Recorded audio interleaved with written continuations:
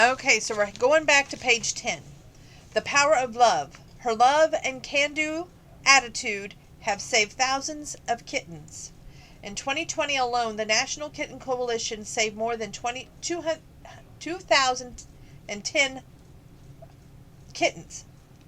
Kittens take a lot of time and specialized care, but it's a labor of love, says Coalition founder Susan Spalding. Newborn kittens need to be bottle fed in prone positions every few hours, so tiny that they can often be weighed on food scales. With gentle and loving care, these fragile beings do thrive. Heartbroken when she learned that her young kittens were being euthanized at an animal shelter because they need special care, Susan Spalding began fostering the sweet little furballs. Her love spread, and today she has a coalition of animal lovers that have rescued hundreds of thousands of tiny kittens. Susan Spalding couldn't believe her ears that a man had just come into the San Antonio thrift store where she was volunteering in 1994 and asked to drop a box off of 13-week-old kittens. An employee apologized, telling him they didn't take animals, and directed him to the local shelter. As he left, Susan asked her friend when she thought the kittens would be ready to adopt, and her husband were thinking about getting a cat. "Oh, they won't be last the night," her co-worker replied, explaining kittens that were that young there was too much work and they would probably be euthanized. That's just not fair, Susan thought, and raced the man. "I'll take the kittens," she told him. "But how do I care for them?" Susan wondered, and called a veterinarian, but he told her, "You can't help them. They're too young and they're going to die." No, that's not going to happen, Susan thought. Following her heart and minimal instructions the vet offered, she bottle fed the kittens every few hours, did her best to keep them warm, and to her joy they all survived and went to loving homes. Susan was happy and proud of what she thought would be a one-time kitty rescue mission. But word got around, and soon people started calling her, saying, "I hear you help newborn kittens." That's when Kitten Mom was born. Heartfelt mission. Susan began taking in kittens, just a few here and there. She contacted vets and veterinary schools to learn proper care on everything from how newborn kittens need to be fed to how they help empty their tiny bladders. Despite the time that labor-intrusive care, Susan couldn't turn away any kitten. Just a few years later, when she and her husband, Norm, moved to Centerville, Virginia, she was fostering as many 300 kittens a year. After a while, she was getting help from volunteers. Susan realized she needed to branch out from her basement, so she and her fellow animal lover friend, Rosemarie Crawford, decided to start a kitten coalition. They teach free classes for people interested in fostering kittens. There was so much interest the day of the first class, the line was out the door. In 2008, Susan and Rosemarie turned their effort into a nonprofit now called the National Kitten Coalition, the NKC, kittencoalition.org, dedicated to increasing survival rates of kittens through education. NKC provides online resources, webinars, conferences, workshops. Not long after Laura Bergman attended the training session, a pregnant cat was brought into the animal shelter where she volunteered.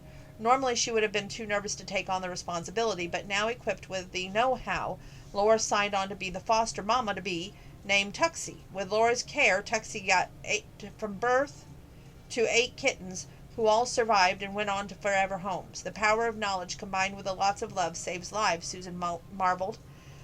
The ripple effect of love. With every passing year, interest in the NKC grew. In 2020 alone, the program helped save more than 210,000 kittens. Today, Susan, now 72 and living in Hickory, North Carolina, also fosters special needs kittens for their nonprofit NC Paws Cat Rescue, saving even more lives. To think that I was told kittens could not be saved. But like my husband said to me back then, you don't tell anyone that you can't do something. And I hope that no one else does either, Susan says. It's truly amazing what's possible when you follow your heart and collaborate with other people who share your passion. The author, Jen Reeder. And at the very bottom it says 3 easy ways to help at-risk infant animals. Newborn shelter animals require 24/7 care, and they're more susceptible to sickness, injuries, and being separated from their parents. Here's ways that you can help. Number 1, be a kitten masseuse. Massage therapy has been shown to increase the energy and heighten kittens' immune function, say expert at the Heal Animal Massage Therapy. Visit youtube.com and search kitten massage to learn techniques at Heal the volunteer at a local shelter or try out your skills. Offer puppy comfort. Most shelters are in need of items specifically for newborn puppies like soft foods, droppers for medications, potty pads, and toys. Stop by a dollar store, pick up a few things, and donate the shelter to you. Want to help at no cost? Donate old heating pads, towels, blankets, or no longer that you use. Number 3, shop for baby birds. Go to wildbirdfund.org and click How to Help, and then Amazon Smile and Wish List. Then click the wish list and shop for the items like rubber gloves, nuts, and soap. Or shop through smile.amazon.com, and each purchase, Amazon Smile will donate 5% of that price to the Wild Bird Fund. Okay. The Never Stop Believin' in You. Duchess of York, philanthropist and author Sarah Fergie Ferguson, 61, is known around the world for her flaming red hair, genuine spirit, and giving heart. But having been thrust into the public eye in her 20s, her journey often came with doubts of low self-worth. Here, the Duchess opens up about how discovering gratitude, self-acceptance, and joy in unexpected places led her to true happiness. These are wise words section. And the article is by Diane Nichols. Wearing many hats and something that Sarah Ferguson thrives on, the iconic Duchess of York is, after all, not only a mother and grandmother, but the author of dozens of children's books, a memoir, and a new romance novel. Add to that her vast charitable works, and one might assume that her life accomplishment has made it easy for the Duchess to love and feel proud of herself. But after a lifetime of struggling with her weight, criticism, and her public split from Prince Andrew, Queen Elizabeth's second son, Sarah confesses that her biggest battle has been just that, to love and accept herself. No matter how old I get or what I've gone through or accomplished, I can tell you that I'm still a work in progress, Sarah shares with Woman's World. I've gone through many days where I felt unworthy, but eventually you have to sit down, put your arm around yourself like you're hugging someone, and say, how do you feel? Are you really as worthless as you think? Then you realize you're doing better than you think. Self-compassion is only half of the equation. However, the other half, as the 61-year-old says, is born a piece of advice given to her by her grandmother. When I was 12 years old, she told me to stop thinking about myself and give to others. Sarah says, I took that literally, reaching out to helping those in need when I was feeling at my worst. That led me to follow my heart and help others through my charity, Sarah's Trust. Giving makes such a difference in times of trouble, and helping others allowed me to conquer my fears and make a difference. Here the Duchess shares tips and tricks for embracing and loving your true self, finding strength in weakness, and fearlessly chasing abundant joy. It says here that Sarah had a special bond with her sister-in-law, Princess Diana, shown in 1987. Don't miss Sarah's new novel. It's called Her Heart for a Compass by Sarah Ferguson, the Duchess of York. In her debut historical romance novel, Her Heart for a Compass, on sale now, Sarah shares a part of her own personal journey. I'm deeply excited because this book parallels my life in many ways and proves that anything is possible. Set in the Victorian era, the book shares a message about following your own heart, even when the odds are against you. I want to encourage other women to pursue their dreams and never give up. You'll surprise yourself in the end. Okay, adventure is all around you. I have a vibrant imagination, Sarah says with a smile. Something as simple as walking with the dogs can turn into an adventure if you look at something from a different angle. For example, sometimes I would take the camera and go underneath the beautiful big pile of clover to see life from the perspective. A big clover leaf would look like an umbrella on a beach if you were an ant. We all need a little adventure in life. Small shifts in perspective helps us find it. They show Sarah's dad, Ronald, with her in 1968, who taught her gratitude. Try to keep a thankful heart. My father brought me up to be grateful, Sarah shares. He always said, remember that the kitchen is more important than the dining room table, and the drive is more important than the party. I always wanted to go back and thank people. When you do that with a pure, grateful heart, life is more beautiful. Always choose joy. It can be so easy to look at the negative sides of life, Sarah admits. It's taken me a long time to work earnestly to keep enjoying life. We may complain 1 week about the rain and then turn around and say it's too hot once the sun comes out, instead of realizing that it's actually a lovely day. These days I can look at the joyous ways, including seeing people who are struggling and finding a joy in helping them feel at ease. It's a real gift. Unwind with a simple pleasure. My favorite way to defeat stress is by doing simple things, Sarah shares.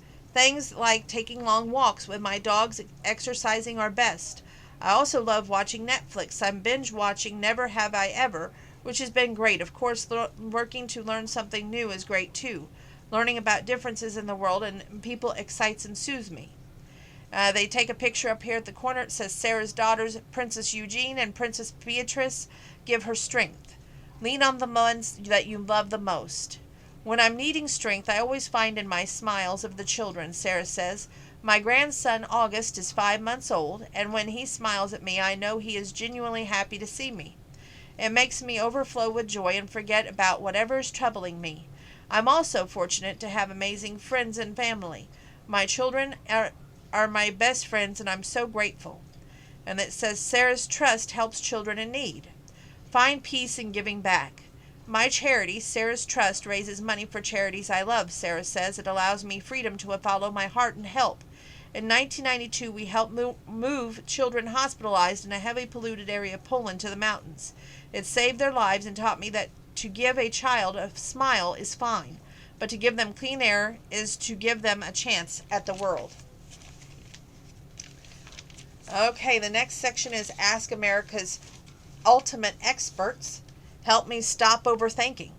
When we second-guessing hijacks your brain, our experts assure you that you can tame those constant churning thoughts and rediscover joy. Step back. You are not your thoughts. We identify so closely with our thoughts that it's hard to see them as separate from ourselves. That's why it's important to ask yourself, why am I obsessing? Is this a part of what's causing my fatigue? Urges expert Nancy Collier.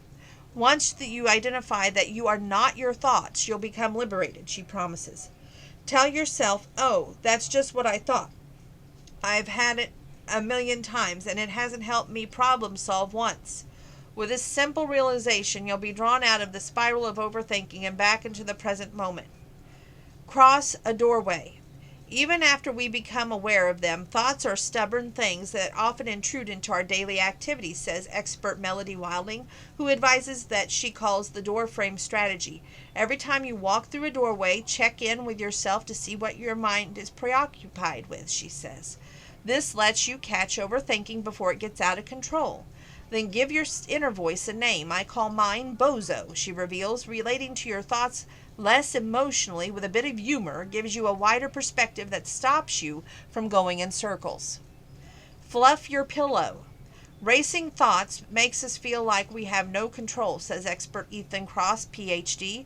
But when performing an easy ritual, a structured sequence of behaviors helps compensate for the lack of order in your head.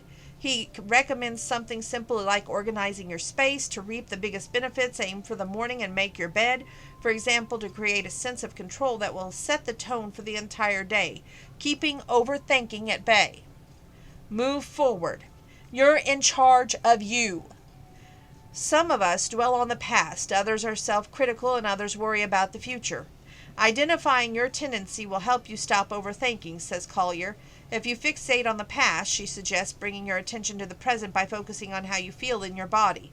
Practice coming back to the moment. If your thoughts veer to the self-critical, remind yourself of all that you've accomplished. As for the quote-unquote worriers, Collier says, check off what you can do by going over your resources. There is a life beyond overthinking. You have to let you go in order to be the pilot. Limit your choices. Deadlines curve endless analyzing, says Wilding. For example, if you've been researching something for weeks, tell yourself that you'll only visit 3 more websites or consult 3 more people before taking the next step, she says. And let someone know by, say, the end of the week. You'll have made a decision. This creates accountability and spurs you to act. Protect your energy. Overthinking is exhausting, says Wilding, leaving little gas in your tank for more important things. Automate, delegate, and eliminate many decisions as you can, she urges. Automate meals with a set of weekly menu, and delegate or eliminate chores on your to-do list. When we stop stressing over the small stuff, we have energy to appreciate what truly brings us joy. Your expert panel for this article was Nancy Collier, the author of Can't Stop Thinking and Forecoming the Emotionally Exhausted Woman, and a psychotherapist and interfaith minister. Melody Wilding, author of Trust Yourself, Stop Overthinking and Channel Your Emotions for Success at Work, is an executive coach and professor at Hunter College. Ethan Cross, PhD, author of Chatter, the Voice in Our Head, Why It Matters and How to Harness It, is an award-winning professor at the University of Michigan. Okay. Your organized home. Toss out, clean your home for free. Wait, don't toss that away. Experts reveal savvy cleaning hacks for food scraps. Now keep mirrors shining with cucumber cast-off. Sidestep in foggy bathroom mirrors as easy as reaching for a cucumber skin. Acids in the peels disrupt the surface tension on the water droplets, which are causing the mirror to fog and prevent from forming. Rub the wet side of the peels against your mirror and then dry them with a clean microfiber cloth, says Ali Galzio, the Emily'sMaids.com. And then not only will the skins clean the mirror, leaving it streak-free, but they'll prevent it from fogging. We're going to have to take a time out and come back because guess who's having fun behind me?